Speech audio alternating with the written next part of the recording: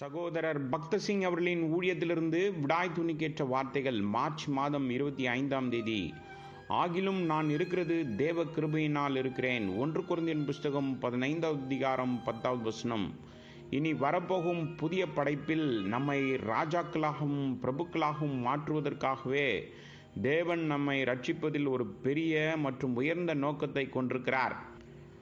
கர்த்தராகிய இயேசு கிறிஸ்துவின் விலையேறப்பட்ட இரத்தத்தால் மீட்கப்பட்ட அனைவரும் இந்த பாக்கியத்தை பெற்றிருக்கிறோம். வெளிப்படுத்தின விசேஷம் 5வது அதிகாரம் 9 மற்றும் 10வது வசனங்கள். இந்த நோக்கத்திற்காக தேவன் நம் தேவைகள், குறைபாடுகள் மற்றும் பலவீனங்கள் அனைத்திற்கும் தனது கிருபையை கிடைக்க செய்திருக்கிறார்.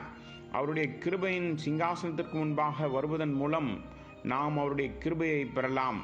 நம்முடைய சோதனையோ, பாடுகளோ, துன்பமோ, கஷ்டமோ எதுவாக இருந்தாலும் அவருடைய கிருபையே நமக்கு போதுமானது. நமது தேவை ஒரு பெரிய மலை போல இருக்கலாம். ஆனாலும் கர்த்தராகிய இயேசு கிறிஸ்து தாமே விசுவாசத்துடன் தம்முடைய கிருபையின் சிங்காசனத்திற்கு முன்பதாக தைரியமாக நாம் வரும்படி நம்மை அழைக்கிறார். எபிரேயருக்கு நிருபம் 4வது அதிகாரம் 16வது வசனம். இதனால்தான் தேவ கிருபையை பற்றியும் அதை எப்படி பெறுவது, அதை அனுபவிப்பது எப்படி என்று மேலும் மேலுமாக நாம் கற்றுக்கொள்ள வேண்டும். ஆகிலும் நான் இருக்கிறது தேவ கிருபையினால் இருக்கிறேன். நாம் தேவ கிருபையால் மட்டுமே தொடங்குகிறோம், எந்த மனித தகுதியினாலும் அல்ல. தேவன் நித்திய நீதியை கேட்கிறார். தேவனுடைய நீதிக்கும் நமது நீதிக்கும் எந்த ஒப்பீடும் செய்ய முடியாது. இந்த பெரிய ரட்சிப்பை பெறுவதற்கு நம்மில் எவரும் குறைந்தபட்ச தகுதியை கூட பெறவில்லை. தேவ கிருபையினாலும் கர்த்தராகிய இயேசு கிறிஸ்துவின் விலையேறப்பட்ட இரத்தத்தின் மேல் உள்ள நம்பிக்கையினாலும் மட்டுமே இந்த ரட்சிப்பை நம்மால் பெற முடிந்தது.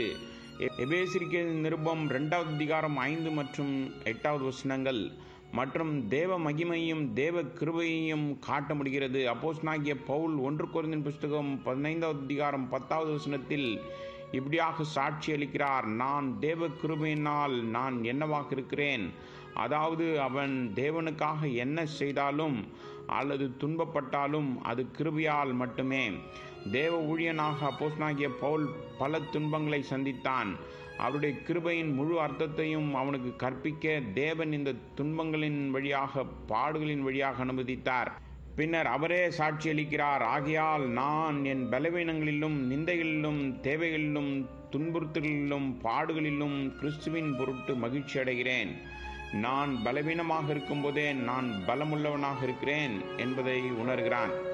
இவ்வாறே நம்முடைய எல்லா துன்பங்களும் தேவனால் அனுமதிக்கப்படுவதை பார்க்கின்றோம். அவருடைய கிருபையின் அர்த்தத்தை நமக்கு கற்பிக்கவும் அதை அனுபவிக்கவும் அவர் இப்படியாக நமக்கு உதவுகிறார். முழு உலகிலும் பலவீனமான விசுவாசியும் கூட அவருடைய கிருபையை பெறுவதன் மூலம் பலமுள்ளவர்களாக இருக்க முடியும்.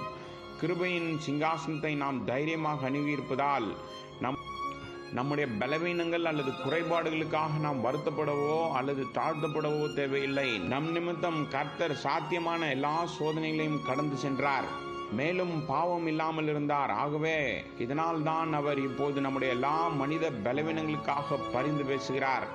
என் பலன் தோல்வியடைந்ததையும், எனக்கு சோதனை அதிகமாக இருப்பதையும், என் நம்பிக்கை வலுவிழந்து பலவீனமாகி வருவதையும், சந்தேகங்கள் என் இருதயத்தை நிரப்புவதையும் நான் கண்டால், கர்த்தராகிய இயேசு கிறிஸ்துவே, நீரே என் பிரதான ஆசாரியர், தயவு செய்து என் சார்பாக பரிந்து பேசி என்னை உயர்த்தும். இப்போதும் எனக்கு உமது கிருபையை தாரும். அவர் எனக்கு தைரியத்தையும் நம்பிக்கையும் பலத்தையும் தருகிறார். உங்கள் பரலோக அழைப்பை உணர்ந்து கொள்ளுங்கள். நீங்கள் எவ்வளவு பலவீனமாக இருந்தாலும் கர்த்தர் உங்களை அவருடைய சிங்காசனத்துக்கு முன்பதாக கொண்டு வர எல்லா ஏற்பாடுகளையும் செய்திருக்கிறார். உங்களுக்கு ஏதேனும் சந்தேகம் இருந்தால் பிரதான ஆசாரியனாகிய கர்த்தராகிய இயேசு கிறிஸ்துவின் பரிந்து பேசும் ஊழியத்தை கோருங்கள். நீங்கள் எதிர்கொள்ளும் அதே சோதனைகளை அவர் எதிர்கொண்டார் என்று விசுவாசியுங்கள்.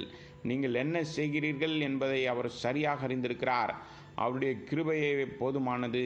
நம்முடைய பரலோக அழைப்பிற்காக இந்த கிருபையை பெற கர்த்தர் நமக்கு தொடர்ந்து கற்பிப்பாராக.